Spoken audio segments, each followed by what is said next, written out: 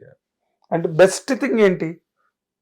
Best thing what ఈ 4 ఏళ్లలో నాకు నేను బెస్ట్ థింగ్ ఈ ప్రాసెస్ లో?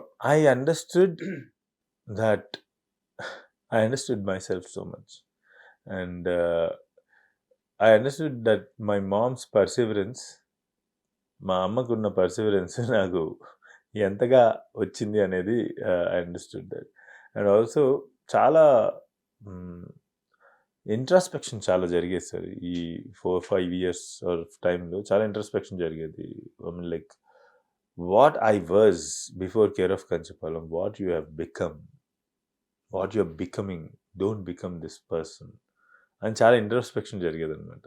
So finally Rao Bahadur, by the time of the release, I'm back to myself. I'm like, not by the time, actually 1 year back I'm back to myself. But Rao Bahadur ఈ రోజు నేను ప్రేక్షకులు నాకు ఇచ్చిన ప్రేమ ఏదైతే ఉందో, దే యాక్చువల్లీ బ్రాట్ బ్యాక్ మహా టు మై, లైక్ నన్ను నా దగ్గరికి తీసుకొచ్చేసారు మళ్ళీ. ఓకే, ఇప్పుడున్న ఈ సినిమా రిలీజ్ అయ్యి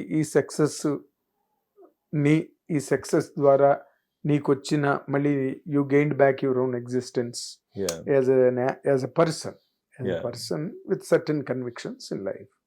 ఓకే, ఇప్పుడు హౌ డు యూ డిఫైన్, నువ్వు ఇప్పుడు దీన్ని ఎట్లాగా నిర్వచిస్తావు దీన్ని, ఈ సక్సెస్ని?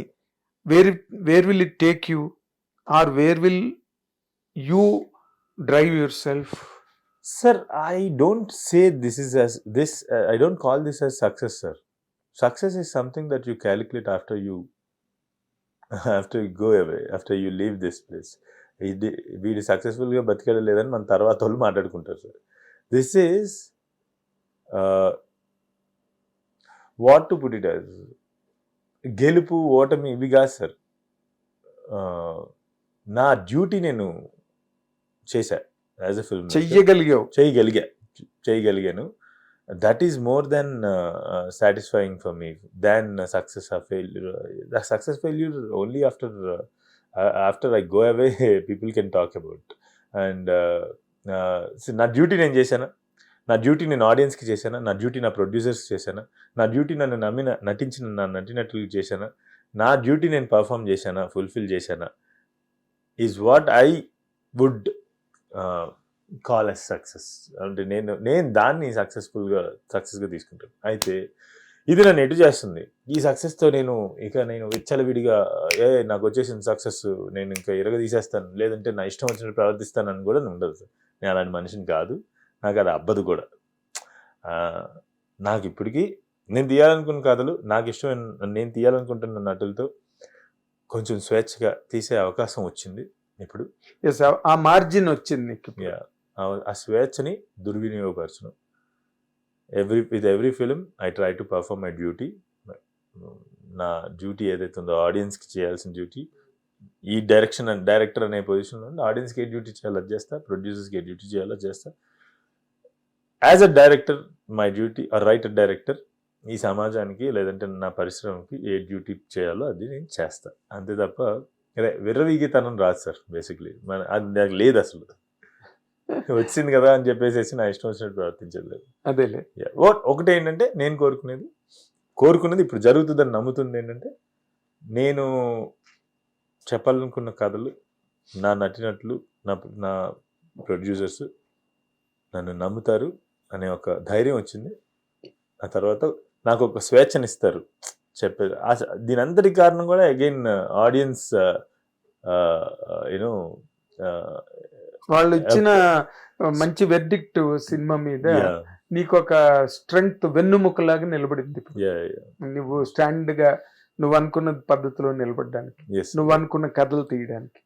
బట్ నిన్ను ఈ పాయింట్ ఆఫ్ టైంలో ఒకటి అడగాలి. ఎప్పుడో ఒక సినిమా, ఒక శంకరాభరణం వస్తుంది, తర్వాత ఇంకేదో ఒక సినిమా వస్తుంది, తర్వాత ఇంకేదో ఒక సినిమా వస్తుంది, ఇప్పుడు రావ్ బహదూర్ వచ్చింది. ఓకే, ఈ సినిమాలు ఎందుకు ఒక కంటిన్యూటీని పొందలేకపోతున్నాయి ఆడియన్స్లో? ఒక mass cinema, mass in the sense పాటలు, పద్యాలు, డిషుమ్లు, రివెంజ్లు, ప్రతీకారాలు, పగలు, బ్లడ్ బాత్, రక్తపాతం. ఇప్పుడు KGF వస్తున్నది, లేకపోతే ఇంకొక ఫర్ ఎగ్జాంపుల్ ఒక డ్రాగన్ వస్తున్నది, లేకపోతే దాని మీద ఉన్న ఒక అటెన్షన్, ఈ సినిమాలు ఎందుకు సెటిల్ అవ్వట్లేదు పబ్లిక్లో, ఆడియన్స్లో, ఇండస్ట్రీలో? Can you really reasonize it? అదొక వ్యాస్ట్ సబ్జెక్ట్ సార్. అది దాని గురించి మనం కెమెరా ముందు మాట్లాడుకోవడం కన్నా కెమెరా ఆఫ్ చేసి నువ్వు కూడా మరి ఇలా మాట్లాడితే ఇంకా ఇంటర్వ్యూలు చేయడం వేస్ట్. లేదు సార్, అంటే నేను కూడా అలా మాట్లాడుతుంటే నేను ఎప్పుడు మాట్లాడాను సార్. ఒకసారి మాట్లాడడం కాదు, నువ్వు academic గా నేనేమంటే నేను ఎప్పుడు మాట్లాడను. ఒకసారి మాట్లాడింది కూడా వద్దు అని చెప్పేసి అంటే దాన్ని బయటకు పంపించారు. అది దాని ఏజెండా ఏంటో మనకు తెలియదు, దాని వెనకాల ఉంది. ఆ ఇంటర్వ్యూ జరిగినప్పుడు వద్దు అన్నా, నేను ఖండించా. వద్దంటే వద్దు, ఇది అవసరం లేదు, బయటికి వెళ్ళాల్సిన అవసరం లేదు అని చెప్పేసి. కాకపోతే మీరు అడిగిన ప్రశ్నకి అయితే కనుక ఇలాంటి సినిమాలు శంకరాభరణం ఎప్పుడో 30 ఏళ్ళ క్రితం వచ్చింది సార్. ఈ ధోరణి ఎప్పుడు మారుతుందంటే సార్, ఒకడు ఒక సినిమా తీసినప్పుడు ఆ సినిమాని అందరూ హర్షిస్తున్నప్పుడు ఏంటి మన తెలుగులో మనం తీయలేదా ఏంటి శంకరాభరణం, ఎడ్ల బండ్లు వేసుకుని వెళ్ళి శంకరాభరణం ఎడ్ల బండ్లు వేసుకుని వెళ్ళి చూశారు. కొన్ని వందల మైళ్ళు ఎడ్ల బండ్లలో వెళ్ళి చూసి వచ్చారని చెప్పేసి మనం విన్నాం కదా సార్. అవును, 30-40 ఏళ్ళు అయింది సార్. మనం శంకరాభరణాన్ని స్ఫూర్తిగా తీసుకుని మనం క్రియేట్ చేయాలి సార్. అది మనకి శంకరాభరణం ఉంది కదా అనే దగ్గర ఎక్కడ ఉండిపోతుంది సార్. మనం శంకరాభరణాన్ని స్ఫూర్తి 40 ఏళ్ల క్రితం జరిగిన ఒక ఫినామినాన్ని రీక్రియేట్ చేయడానికి ప్రతి ఫిల్మ్ మేకర్ కూడా ప్రతి ఫిలిము తీయాల్సిన అవసరం లేదు, ఒక కథ వస్తుంది కదా, ఆ కథని చేయాల్సిన అవసరం అవుతుంది సార్. ఎక్కడో అది film makers we have to, I don't know sir, it's a very big discussion. అది మనం ఇలాగా ఇది నీ ఉద్దేశం, ఇది నా ఉద్దేశం, అది వాళ్ళ ఉద్దేశం అని అందరూ 10 ఉద్దేశాలుగా కాకుండా అందరం కూర్చుని ఒక ఉద్దేశం మీదకి రావాలి సార్. ఈ సినిమా మీరు అన్నట్టు శంకరాభరణం లాంటి సినిమాలు తరచుగా ఇప్పుడు స్వయం కృషి వచ్చింది, ఒక ఇంకేదో ఒక స్వర్ణకమలం వచ్చింది, ఆనంద్ వచ్చింది ఇటీవల రోజుల్లో మనం చూసుకుంటే, తర్వాత ప్రస్థానం వచ్చింది. ఇట్లా వస్తూనే ఉన్నాయి సార్. ఇది తరచుగా రావాలి, అది సెటిల్ అవ్వట్లేదు, ఆ సినిమా సెటిల్ అవ్వట్లే సార్. చెప్పు, నేను ఒక మాట చెప్తే, ఇప్పుడు నాకు అత్యంత ఇష్టమైన దర్శకులు, లేదంటే నాకు స్ఫూర్తినిచ్చినటువంటి దర్శకులు, లేదంటే నాతో బాగా మాట్లాడే వాళ్ళు నాకు వాత పెడతారేమో అని భయంగా ఉంది. కానీ నేను ఒక మాట చెప్పినా సార్, ఇలాంటి సినిమాలు తీసే వాళ్ళు అందరూ కలిసి మాట్లాడుకోనే జరగదు సార్ చాలా మట్టుకు.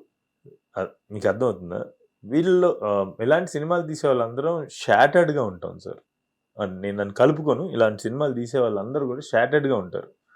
They don't come together, they don't SIT, they don't discuss sir. నాకు అపర్ణ మల్లాది గారు అని చెప్పి నా మెంటర్, ఆమె ఇప్పుడు చనిపోయారు, లేరు. ఆమె ఒక మాట చెప్తుండేవాళ్ళు. At one point Robert Rodriguez, Quentin Tarantino, who wanted to bring change in Hollywood, use to sit ఏది after making their respective successful films, అంటే వాళ్ళ ఫిల్మ్స్ చేసిన తర్వాత కూడా వాళ్ళు కూర్చుని అడపదడప కలుస్తుంటారు, వాళ్ళు మాట్లాడతారు. And they use to be a gang, it seems sir. At one point హాలీవుడ్లో ఒక ఫేమస్ గ్యాంగ్ ఉండేదంట. They use to make outstanding films and they use to meet. So అది ఎక్కడో మనం షాటర్డ్గా ఉండకుండా కలెక్టివ్గా ఉంటే, ఇండస్ట్రీలో ఉన్న దర్శకులందరం కలెక్టివ్గా అవుతుంది సార్. అది జరుగుతుంది ఆల్రెడీ. మాకు ఒక గ్రూప్ ఉంది, వి షేర్ నైస్ కామ్రాడరీ. ఇప్పుడు జరుగుతుంది అది. కాబట్టి చెప్తున్నా, అది తరచుగా రావాలి అంటే కనుక we have to come up.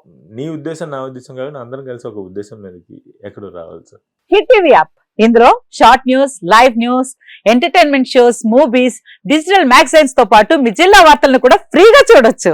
ఇంకెందుకు ఆలస్యం, వెంటనే హిట్ టీవీ యాప్ ని డౌన్లోడ్ చేసుకుని ఫ్రీగా ఎంటర్టైన్మెంట్ పొందండి. Hit TV app, hit TV app, please download hit TV app. Hit TV app ని ఫ్రీగా డౌన్లోడ్ చేసుకుని ఎంజాయ్ చేయండి. మీకు నచ్చిన ఎంటర్టైన్మెంట్ కోసం హిట్ టీవీ యాప్ ని ఫ్రీగా డౌన్లోడ్ చేసుకుని ఎంజాయ్ చేయండి. హిట్ టీవీ యాప్ ని డౌన్లోడ్ చేసుకుని ఆస్వాదించండి, ఆశీర్వదించండి. ఇంతమంది సెలబ్రిటీలు హిట్ టీవీ యాప్ ని డౌన్లోడ్ చేసుకోండి అని చెప్తున్నారంటే ఎంత మంచి యాప్ ఆలోచించండి. అమెరికా అమెరికా అమెరికా అమెరికాలో చదవాలనుకునే వాళ్ళకి విశ్వసనీయమైన పేరు మన శౌర్య కన్సల్టెన్సీ. UK లో 1 year masters. UK లో 1 year masters. 2 years work permit up to 5 years visa. Contact Saurya Consultancy. Contact 89851 89851.